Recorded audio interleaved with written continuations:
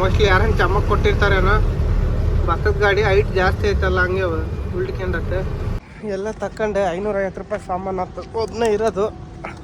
ಅಕ್ಕಿ ಅವೆಲ್ಲ ತಗೊಂಡೆ. ನೀರು ಕುಡಿಯೋಕೆ ಜಗ್ ಇರಲಿಲ್ಲ, ಒಂದು ಜಗ್ ತಗೊಂಡೆ.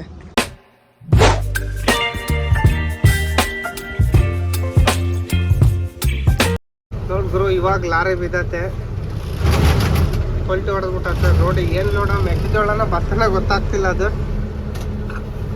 ರೋಡಿಗೆ ಕರೆಕ್ಟಾಗಿ ಹೆಂಗೆ ಬಿತ್ತು ಅಂತ ಗೊತ್ತಾಗ್ತಿಲ್ಲ. ಭತ್ತದ ಗಾಡಿ 6 ವೀಲು 10 ವೀಲು, ಮೋಸ್ಟ್ಲಿ ಯಾರನ್ನ ಚಮಕ್ ಕೊಟ್ಟಿರ್ತಾರೇನೋ. ಭತ್ತದ ಗಾಡಿ ಹೈಟ್ ಜಾಸ್ತಿ ಐತಲ್ಲ, ಹಂಗೆ ಉಲ್ಟ್ಕೊಂಡತ್ತೆ. ಅದು ಎಷ್ಟು ಚಕ್ರದ ಅನ್ನೋದೇ ಗೊತ್ತಾಗಂಗಿಲ್ಲ ಗಾಡಿ. 12 ವೀಲ್ ಗುರು, 12 ವೀಲ್ ಇವಾಗ ಬಿದ್ದತ್ತೆ.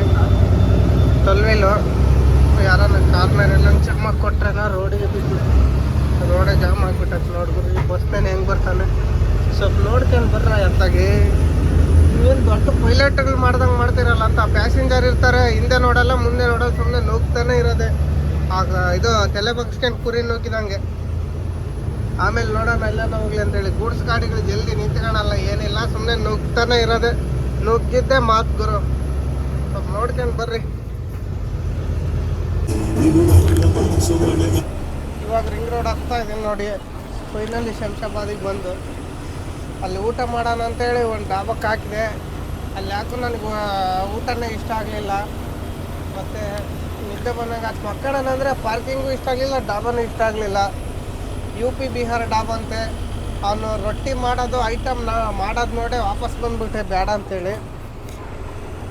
ತಿರುಗಿ ಮುಂದೆ ಬಂದು ಟೀಗೆ ಕುಡ್ಕೊಂಡು, ನೀರಿರಲಿಲ್ಲ, ಒಂದು ಬಾಟ್ಲಿ ನೀರು ಹಿಡ್ಕೊಂಡು ನೀರು ತಗೊಂಡು ಫಾಸ್ಟ್ ಫುಡ್ ಇತ್ತು. ಅಲ್ಲಿ ಏನು ಮಾಡಿದೆ ಅಂದರೆ ಒಂದು ಪ್ಲೇಟ್ ತೊಡೆ ತಗೊಂಡೆ.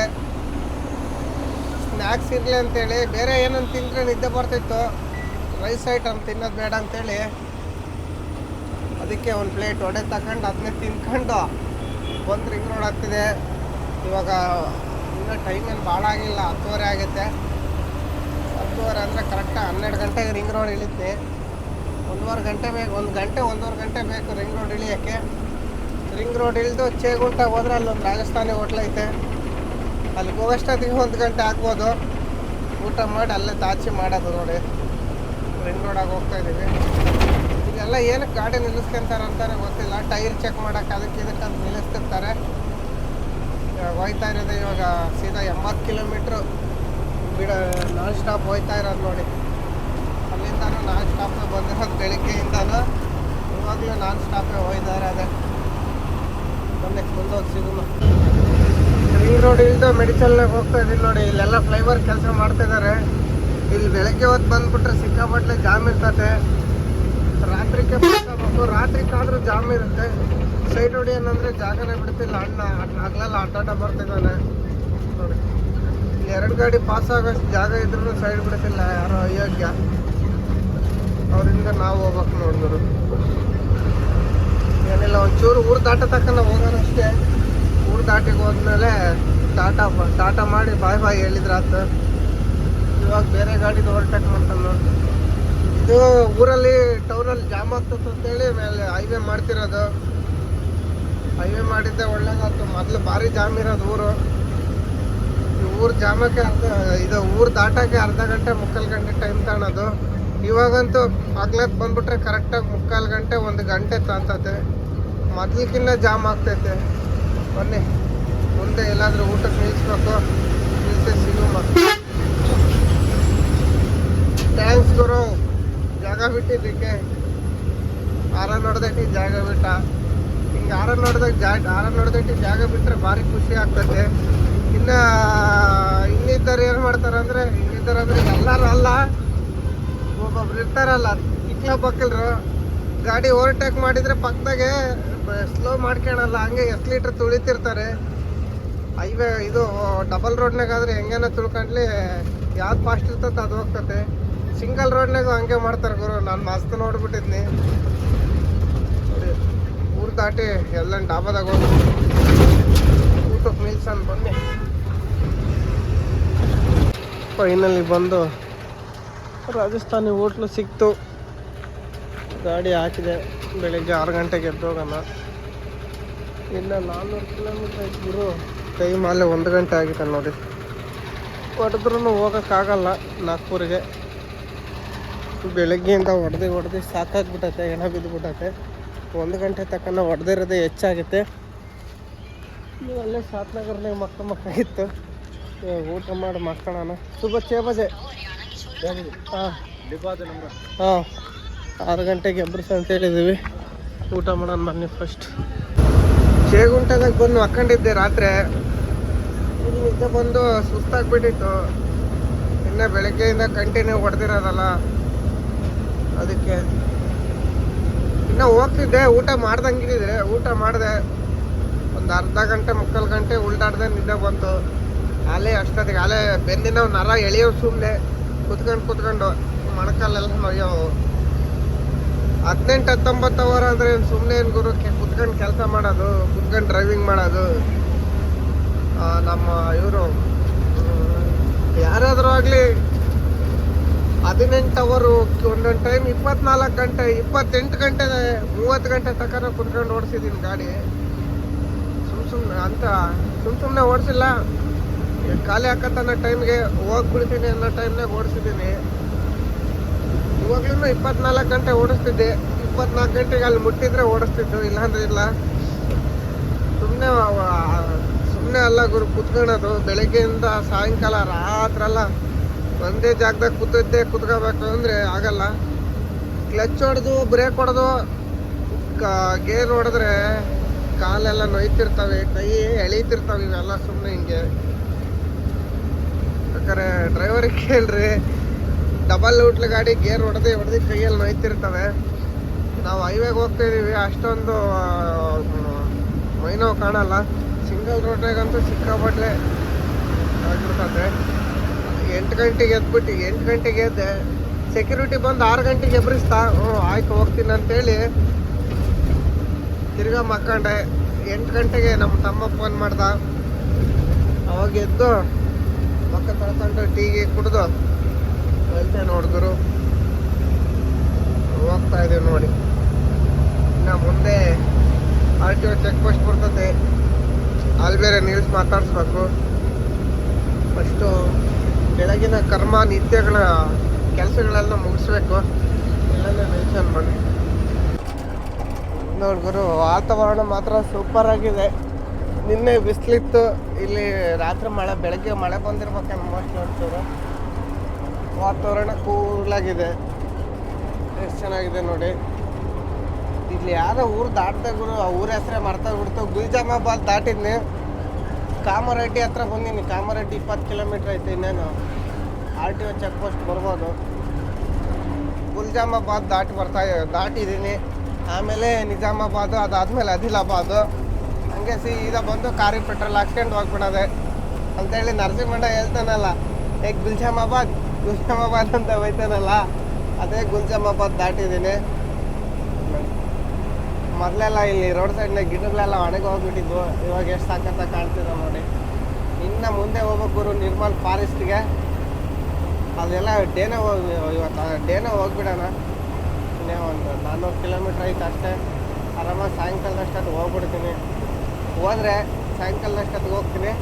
ಇನ್ನು ಪೆಟ್ರೋಲ್ ಬಂಕ್, ನಿರ್ಮಲ್ ಬಂಕ್ ಹತ್ರ ಹೋಗಿ ಸ್ನಾನ ಮಾಡ್ಕೊಂಡು ಹೋಗೋದು. ಒಂಚೂರು ಇದು ರೇಷನ್ ಖಾಲಿ ಆಗುತ್ತೆ. ಏನೂ ಇಲ್ಲ, ಅಕ್ಕಿ ತಗೊಂಡ್ಬಿಡೋಣ. ಅಕ್ಕಿ ತಗೊಂಡು ರೆಡಿ ಇದ್ದರೆ, ಅಕ್ಕಿ ಇದ್ದರೆ ಅಡುಗೆ ಒಂದೊಂದಾಗೆ ಊಟ ಸಿಗುತ್ತಾಗ ಆರಾಮಾಗಿ ಅಡುಗೆ ಮಾಡ್ಕೊಂಡು ತಿನ್ಬೋದು. ಅಲ್ಲಿ ಆಫೀಸ್ ಹತ್ರ ಹೋದ್ರೆ ಅಲ್ಲಿ ಆಫೀಸ್ ಹತ್ರ ಇರೋದು ಊಟನ ಅಡ್ಜಸ್ಟ್ ಆಗಲ್ಲ ನಮಗೆ. ನೋಡೋಣ, ಅಲ್ಲಿ ಹೋಗರಿ ಸಿಗೋಣ ಬನ್ನಿ. ಇನ್ನಲ್ಲಿ ಬಂದು 600 ಪೆಟ್ರೋಲ್ ಬಂದಾಗ ಹಾಕಿದೆ. ಹೊಂಗೆ ಮರ ಐತೆ, ಅಲ್ಲಿ ಹಾಕಿದ್ನಿ. ಅಷ್ಟೇ ಪಕ್ಕದ ಅಣ್ಣಚ್ಚಿ ಗಾಡಿ ಹೋತಂದರೆ ತೆಗ್ದಲ್ಲಿ ಹಾಕ್ಬಿಡೋಣ. ಇಲ್ಲಿ ಚೆನ್ನಾಗಿತ್ತು ನೆರಳು, ಬೇನ್ ಮರದ ಕೆಳಗೆ. ಇವರು ನೆರಳು ಸಿಕ್ಕರೆ ಮುಗಿತು, ಹೋಗೋದಿಲ್ಲ. ಇವಾಗ ಹೋಗೋ ಗಾಡಿ ಯಾವಿಲ್ಲ, ಎಲ್ಲ ಅಲ್ಲೇ 11 ಗಂಟೆಗೆ ಬಿಸಿಲಿಗೆ ಸೈಡಿಗೆ ಆಗ್ತಿದ್ದಾವೆ ಗಾಡಿಗಳು. ಅಲ್ಲಿ ಮರದ ಮೇಲೆ ಐತೆ, ನೀರಲ್ಲೈತೆ. ಇವಾಗೇನಾನು ಅಡುಗೆ ಐಟಮ್ ತಗೊಂಡೋಗಿ ಅಕ್ಕಿ ಫಸ್ಟು ಟೀ ಕುಡಿಯೋಣ, ಆಮೇಲೆ ಉಳಿದಿದ್ದು ಅಕ್ಕಿ ಅವನ್ನೆಲ್ಲ ತಗೊಂಡೋಗಿ ರೈಸ್ ಬಾತ್ ಮಾಡಿ ಇಟ್ಟು ಬಂದು ಸ್ನಾನ ಮಾಡೋದು ನೋಡಿ. ಗಾಡಿಗಳೆಲ್ಲ ಭಾಳ ನಿಂತ್ಬಿಟ್ಟಿದ್ದಾವೆ ಎಷ್ಟಕ್ಕೊಂದು. ಇಲ್ಲಿ ಯಾವನ್ನ ಒಂದು ಹೋಗಲ್ಲ, ಮರದ ನೆರಳು ಸಿಕ್ಕರೆ ಸಾಕು, ಯಾವ ಹೋಗಲ್ಲ. ಯಾಕಂದರೆ ಬಿಸಿಲು ಹಂಗೈತೆ. ಇಲ್ಲೆಲ್ಲ ಗ್ರೀಸ್ ಹೊಡಿಯೋನಿದ್ದ 5 ನಿಮಿಷ ಕೇಳ ನೋಡಿದ್ದೆ ನಾನು. ಹೋಟ್ಲು ಮುಚ್ಚಿಬಿಡ್ದು ಅನ್ಕರು, ಅಣ್ಣಚ್ಚಿ ಟೀ ಅಂಗಡಿ ಎಲ್ಲ ಅಲ್ಲೇ ಐತೆ. ಫಸ್ಟು ಗ್ರೀಸ್ ಹೊಡಿಯೋನದ ನಾನು ಕೇಳೋಣ. ಇಲ್ಲೆಲ್ಲ ಒಬ್ಬನಿದ್ದ ಗ್ರೀಸ್ ಹೊಡಿತಿದ್ದ, ಕೇಳೋಣ ಬಂದು ಹೊಡಿತಾನೆ. ಎಲ್ಲ ತಗೊಂಡೆ 550 ರೂಪಾಯಿ ಸಾಮಾನು ಆಯ್ತು. ಒಬ್ಬನೇ ಇರೋದು. ಅಕ್ಕಿ ಅವೆಲ್ಲ ತಗೊಂಡೆ. ನೀರು ಕುಡಿಯೋಕೆ ಜಗ್ಗಿರಲಿಲ್ಲ, ಒಂದು ಜಗ್ ತಗೊಂಡೆ. ಮತ್ತು ಬಕೆಟ್ನಾಗ ಜಗ್ಗಿರಲಿಲ್ಲ, ಅದೊಂದು ತಗೊಂಡೆ. ಎಲ್ಲ ಐಟಮ್ ತಗೊಂಡೆ. 550 ರೂಪಾಯಿ ಆಯಿತು. ಶೇಂಗಾ ಬೀಜ ಇರಲಿಲ್ಲ, ಅದು ತಗೊಂಡೆ. ಇವಾಗೇನು ಸಾಮಾನು ತೊಳೆದು ಅಡುಗೆ ಮಾಡೋದಷ್ಟೇ. ನಾನಿಲ್ಲಿ ಹೋಟ್ಲ್ ಆಯಿತು ಅಂದ್ಕೊಂಡ್ರೆ ಹೋಟ್ಲಿಲ್ಲ, ಕ್ಲೋಸ್ ಮಾಡಿಬಿಡ್ತಾನೆ. ಹೋಟ್ಲಿದ್ದಿದ್ರೆ ಐಟಮ್ ತಗೊಂಡು ಅಡುಗೆ ಮಾಡ್ತಿದ್ದಿಲ್ಲ, ಆರಾಮಾಗಿ ತಿಂದು ಮಾಡ್ಕೊತಿದ್ದೆ. ಇವಾಗ ಏನಿಲ್ಲ, ಒಂದು ಅರ್ಧ ಗಂಟೆ ಬೇಡ, 3/4 ಗಂಟೆ ಅಷ್ಟೇ. ಎಲ್ಲ ಕೊಯ್ದು ಕುಕ್ಕರ್ಗೆ ಹಾಕಿಟ್ರೆ ಸೀಟಿ ಹೊಡಿತತೆ. ರೈಸ್ ಬಾತ್ ಮಾಡೋದಷ್ಟೇ. ಶೇಂಗಾ ಬೀಜ ಹಾಕೊಂಡು ರೈಸ್ ಬಾತಿಗೆ ಹೋಗ್ಲಿ. ಗ್ಯಾಸು ತುಂಬ್ತಾರೇನೋ? ಹಾಂ,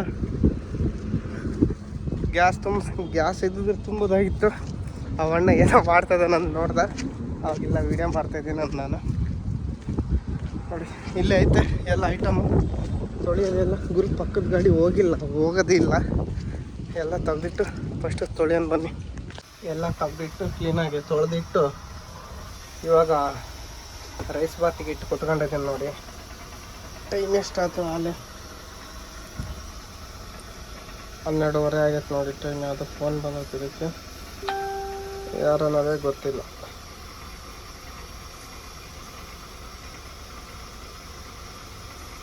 ಯಾರಿರ್ಬೋದು, ಯಾರು ಗೊತ್ತಿಲ್ಲ, ಮಾಡೋಣಂತೆ.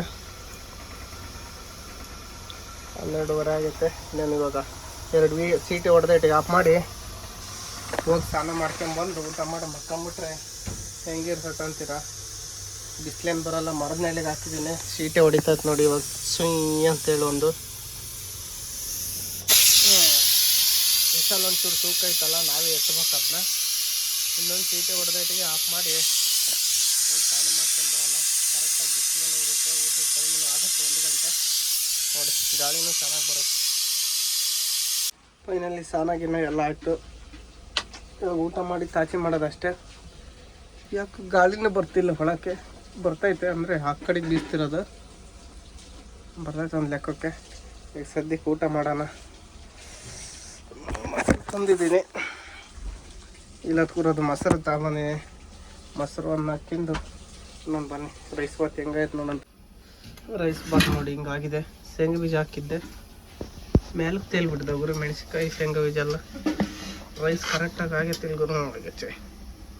ಇವಾಗ ಏನಿದ್ರು ಬ್ಯಾಟಿಂಗ್ ಮಾಡ್ತಿರೋದೆ. ಬ್ಯಾಟಿಂಗ್ ಮಾಡಿ ಸಿಗೋದು ಬನ್ನಿ. ನೀವು ಬನ್ನಿ ಬ್ಯಾಟಿಂಗ್ ಮಾಡಿ, ಬೇಜಾರಾಗ್ಬೇಡ್ರಿ. ಆಮೇಲೆ ಮತ್ತೆ ನನಗೆ ಕರೆದಿಲ್ಲ, ನೀನು ಒಬ್ಬನೇ ಊಟ ಮಾಡಿ ಅಂತೇಳಿ. ನಿದ್ದೆ ಆಯಿತು, ಒಳ್ಳೆ ನಿದ್ದೆ ಮಾಡಿದ್ವಿ. ಆದರೆ ಸರಿಯಾಗಿ ನಿದ್ದೆ ಮಾಡೋಕ್ಕೆ ಬಿಡಲಿಲ್ಲ, ಫೋನ್ ಹಗಲೆಲ್ಲ ಬರೋವು. ಇನ್ನೇನು ಮಾಡೋದು ಅಂತೇಳಿ ಹೊರಟೆ. ಟೈಮು ಮುಗೀತು, 4 ಗಂಟೆ ಆಯ್ತು.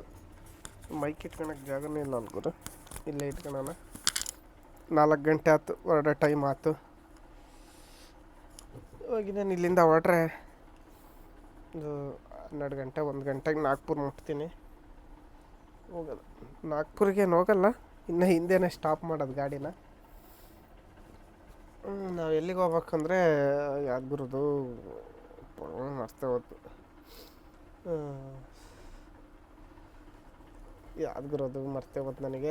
ಇದು ದಾಸನ ಬರಂಗಿಲ್ಲ. ಛತ್ತೀಸ್ಗಢ ರೋಡು, ರಾಯ್ಪುರ ರೋಡಿಗೆ ಹೋಗ್ಬೇಕು. ಅಲ್ಲೇ ಇರೋದು.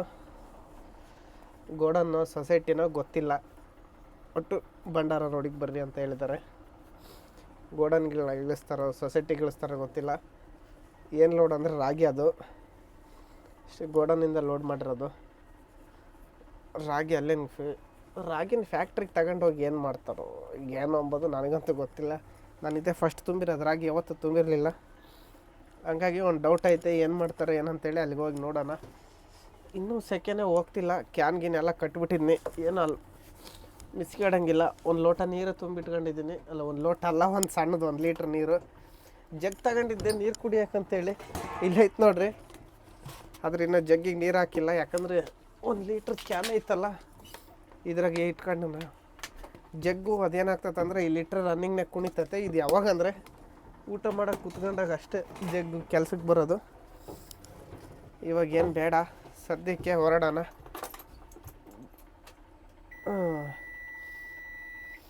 ಸ್ಟಾರ್ಟ್ ಮಾಡ್ಕೊಂಡು ಹೊರಡೋದೆ.